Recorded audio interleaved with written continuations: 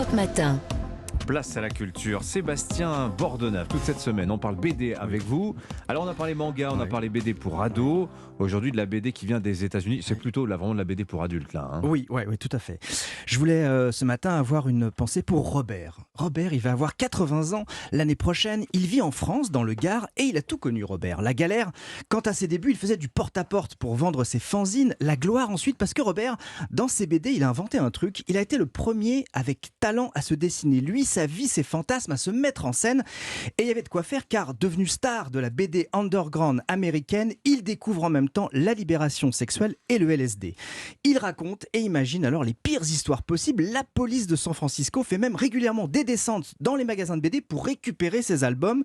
En 1974, Robert rencontre Aline et il lui dit « Faisons ce qu'on sait faire de mieux, dessinons notre vie de patachon ». Bon allez, on va dire qui est Robert, c'est Robert Crumb. Voilà, exactement, Robert Crumb, c'est le dieu vivant de la BD sur Terre.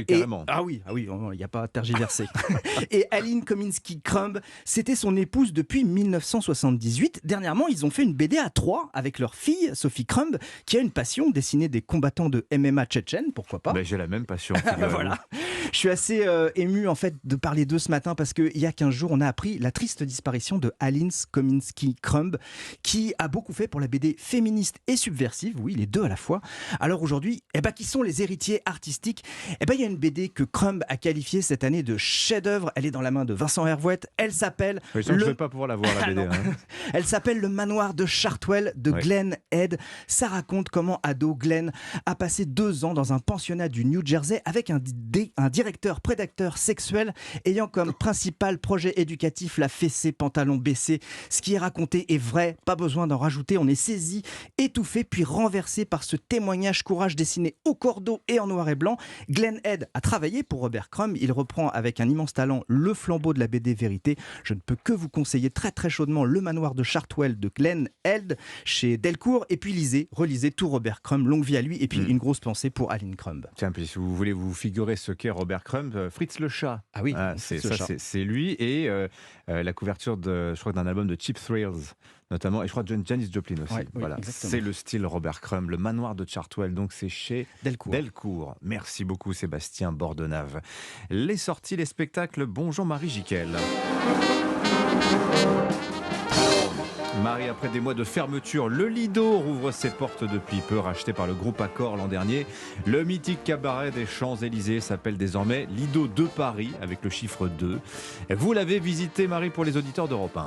Je le chante toujours, le Lido de Paris. Quelques notes qui résonnent comme un jingle fredonné par Jean-Luc Choplin, le nouveau directeur artistique de ce cabaret historique qui veut réconcilier ce lieu avec les Français.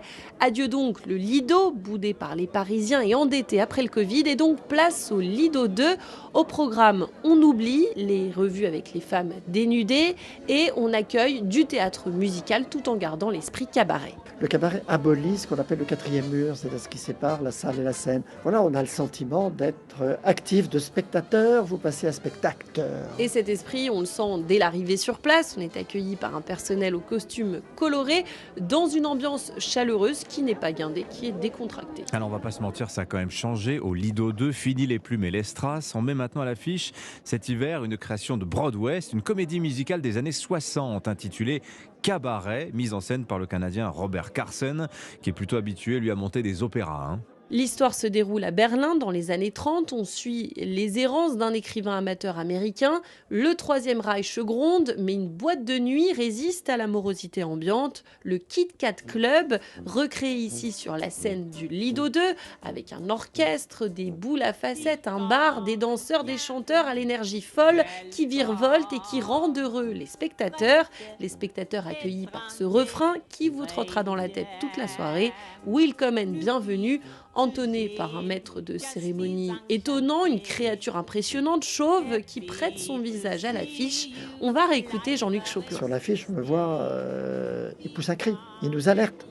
Il nous dit attention, vous peuple, peut-être que vous sommeillez, mais il faut peut-être vous réveiller. C'est tout ça aussi en même temps le cabaret. C'est très dans l'actualité. et en même temps c'est dans la folie. Un cri dans les paillettes, voilà comment résumer Cabaret, promesse d'une réouverture très réussie à laquelle il faut assister, puisqu'à la fin de l'hiver, le Lido 2 se refera une petite beauté et fermera donc à nouveau pendant 8 mois. Voilà, Cabaret, le mythique musical à savourer donc au Lido de Paris sur les Champs-Élysées. C'est jusqu'au 3 février prochain. Merci Marie Jiquel. Bonne journée à toutes et tous. Je vous dis à lundi, Vincent. Bon week-end.